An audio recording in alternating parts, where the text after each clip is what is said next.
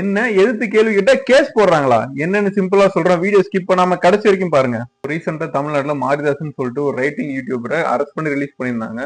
So அதை arrest பண்ணதுக்கு என்ன ரீசன்னா, அவர் யூடியூப்ல ஒரு வீடியோ போட்டிருந்தாரு. அதை வந்து டிவிகே கவர்மெண்ட்டுக்கு கிரிட்டிக்கலா இருந்தது. ஸோ அவர் பண்ணது கரெக்டா தப்பான்றது நம்மளுக்கு முக்கியம் இல்ல.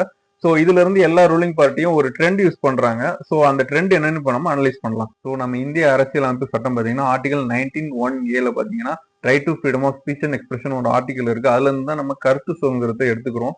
அதுக்காக நீங்க யாரை வேணாலும் எப்ப வேணாலும் எப்படி வேணாலும் விமர்சிக்கலாம், திட்டலாம் அப்படின்னு அர்த்தம் கிடையாது. அதுக்கு அடுத்த ஆர்டிகல் 19 சப் கிளாஸ் 2ல பாத்தீங்கன்னா என்ன சொல்லியிருக்குன்னா, ரீசனபிள் ரெஸ்ட்ரிக்ஷன் என்னென்ன விதமா கவர்மெண்ட் உங்களை ரெஸ்ட்ரிக்ட் பண்ணலாம்னு கிளியரா மென்ஷன் பண்ணிருக்கு. ஸோ 1950 பாத்தீங்கன்னா வெறும் 4 கிரவுண்ட் ஆஃப் ரெஸ்ட்ரிக்ஷன் தான் இம்போஸ் பண்ணியிருந்தாங்க. First constitutional amendment act Nehru government கொண்டு வந்தாங்க. அதன் மூலயமா ஒரு 3 கிரவுண்ட் இன்னும் ஆட் பண்ணாங்க. அதுக்கப்புறம் பாத்தீங்கன்னா 1963ல இன்னொரு கான்ஸ்டியூஷனல் அமெண்ட்மெண்ட் ஆக்ட் கொண்டு வந்தாங்க. அது மூலயமா இன்னொரு கிரவுண்ட் ஆட் பண்ணியிருந்தாங்க. ஸோ டோட்டலா இப்ப அரசியலமைப்பு சட்டத்தின்படி 8 கிரவுண்ட் இருக்கு. ஸோ ஃபர்ஸ்ட் ட்ரெண்ட் என்னன்னு பார்த்தோம்னா, சென்ட்ரல் கவர்மெண்ட்டும் பாத்தீங்கன்னா ஃபர்ஸ்ட் இந்தியன்ஸ்க்கு எல்லாமே full freedom of speech and expression கொடுத்தாங்க. அதுக்கப்புறம் over the period of time 8 ground of restriction கொடுத்து கொஞ்சம் கொஞ்சமா அந்த ஃப்ரீடம் ரெஸ்ட்ரிக்ட் பண்ண ஆரம்பிச்சாங்க. ஸோ செகண்ட் ட்ரெண்ட் என்னன்னா, எப்பயுமே நம்ம ஊர்ல ஒரு எதிர்கட்சி அந்த மாதிரி ஏதாவது போராட்டம் பண்ற கட்சி இவங்க எல்லாரும் இருப்பாங்க. அவங்க பொதுவா சொல்றதுன்னா, நாங்க ஆட்சி அமைச்சோம்னா கருத்து சுதந்திரத்தை ரொம்ப ஃப்ரீயா விட்டுருவோம், நீங்க என்னன்னாலும் பேசலாம் அப்படின்னு சொல்லிட்டு சொல்லுவாங்க.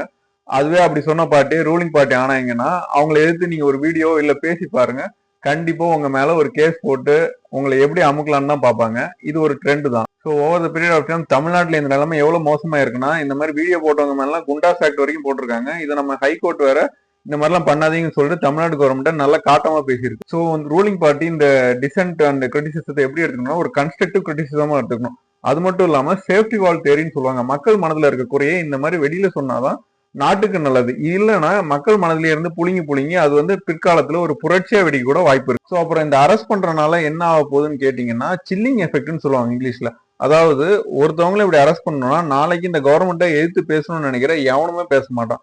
சோ அதுக்காக பண்றதா இந்த அரசு. ஏன்னா இந்த கேஸ் எல்லாம் கோர்ட்ல போனா நிக்கவே நிக்காது. நம்ம இந்த விஷயத்துல வந்து இந்த ரூலிங் பார்ட்டி பண்ணது கரெக்டா தப்பா, இல்ல இந்த யூடியூபர் இன்ஸ்டாகிராம் பண்றது கரெக்டா தப்பா அப்படின்றத பாக்குறதை விட இந்த ட்ரெண்ட் அனலைசிஸ் பண்ணி வச்சுட்டோம்னா பாலிடிக்ஸை நம்ம புரிஞ்சுக்கிறது ரொம்ப ஈஸியா இருக்கும்.